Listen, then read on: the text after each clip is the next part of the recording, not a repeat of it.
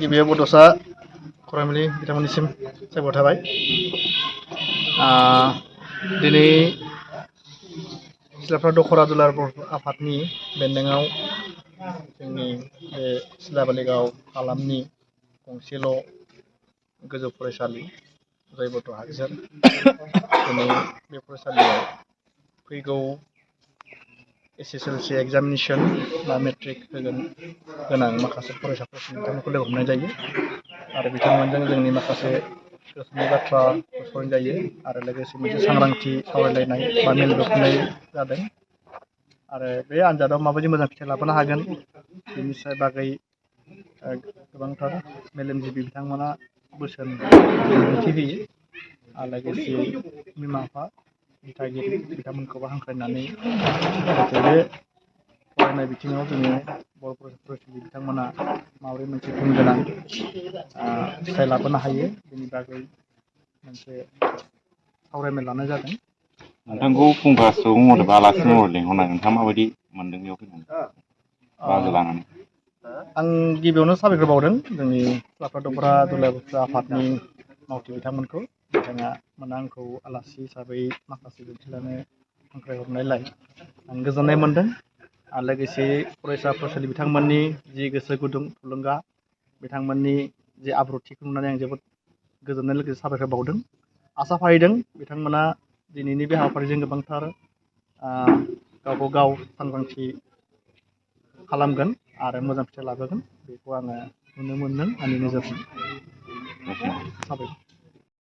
जों दिनै सिलाफ्रा दख'र दुलाराय बर' फरायसा आफादनि दैदेननायाव जोंनि सिलाबालि गामि इउनिटनि सिङाव थानाय गासै जोङो गंब्रै गंबा गामिखौ सरजाबफानानै बे गामिफोराव जेसेबां जोंहा मेट्रिक होनो गोनां आरो गोजौसिन फरायसालिनि जोबथा आनजाद माने हाई सेकेन्डारि फाइनाल एग्जाम होनो गोनां गथ'फोरखौ जोङो दिनै लोगो हमनानै थुलुंगाखांनाय आरो दिथागिरिफोरखौ लानानै जों सावरायमेल मोनसे जों खुंदोंमोन। दिनै बेवहाय जों गिबियै बिथांमोनखौ लानानै मोनसे जोंनि जिथुनाखि बोसोनगिरि बिथांमोना फैनानै बेयाव हेफाजाब होबाय। बिथांमोना गोबांखिनि मोजां खोथाखौ दिनै बुंनानै बिथांमोनखौ थुलुंगाखांहोनाय हाबाफारि लाबाय।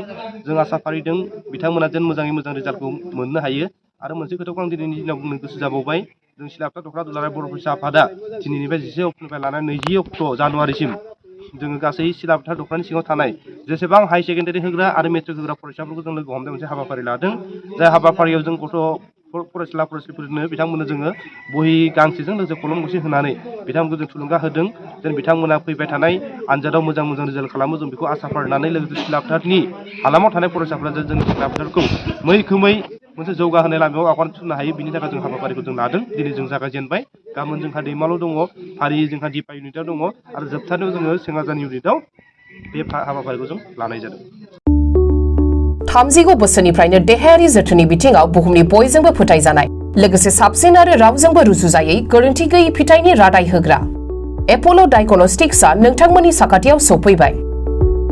बे एप'ल' डायग्नोस्टिक्स सेन्टाराव थैजों सोमोन्दो थानाय गासिबो बेराम, कभिड-19 बेराम, खि, हासुदै आरो गुबुन गुबुन बेरामनि आनजाद खालामनाय जायो। नोंथांमोनहाबो आनजाद खालामफैजानो हागोन। थंआ जाबाय क'क्राझार टाउननि मालदां बाजारनि साखाथियाव थानाय रिलायन्स पेट्रल पाम्पनि उल्टाथिं। रोखायै मिथिनो थाखाय नोंथांमोनहा 6001517103 नाम्बाराव सुलु लानो हागोन। एप'ल' डायग्नोस्टिक्स सेन्टार क'क्राझार।